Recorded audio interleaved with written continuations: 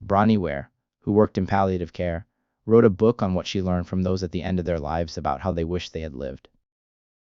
One of the key sentiments was, "I wish that I had let myself be happier." She says that many people did not realize until they were on their deathbeds that happiness is a choice. They looked back and wished that they had broken out of their old patterns and chosen to be happier.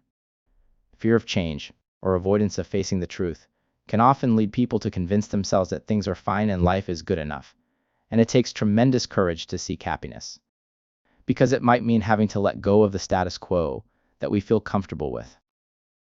But the alternative is to look back at the end of everything and wish you had chosen to live more fully, to experience the amazing world in the ways that are truly meaningful to you, to build relationships that touch your soul.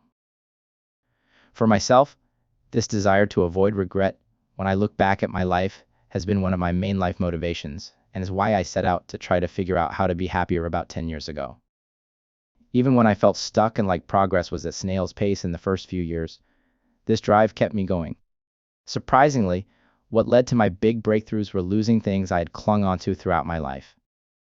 I went through chronic illnesses and disabilities through which I learned how to let go of the things I had been prioritizing above my happiness, such as what other people thought of me, accomplishments and achievements, finding the perfect partner, etc.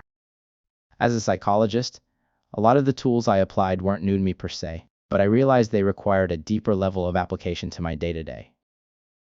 Some of the key shifts I needed to make were a complete surrender and an all-encompassing level of comfort and friendliness towards my internal experiences, and a complete overhaul and reprogramming of beliefs from childhood and society around lovability, self-worth, external sources of happiness, etc.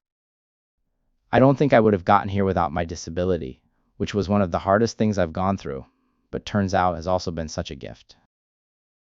So I wanted to share with the world so that others can learn and apply the tools without needing to go through great difficulties or an existential crisis themselves. Ranging from the basic tools of emotion management and how to change thought patterns, to the necessary surrender to experiences and overhauling of core beliefs. I aim to cover all of it on this channel with easy-to-follow tools that only require a few minutes a day. Quick tools that are easy to follow help with overcoming common barriers to implementing change. For a quick exercise on today's topic, and to help you think about what you want your life to look like, imagine it's your 80th birthday party, with all your family around you. Maybe your kids are there and your grandkids are running around. You're talking to the younger generations about your life and reminiscing on the past. From the perspective of this 80-year-old, you think about, what would you want the life you've lived to look like? Make sure to be specific about the actions and decisions you would have wanted yourself to take throughout your life. Then think about the values of yours that those actions align with. For example, is connection and relationships a strong value of yours? Or maybe it's kindness and giving back, or creating something that is useful to others. I hope this exercise helps with thinking about what you'd like in your life.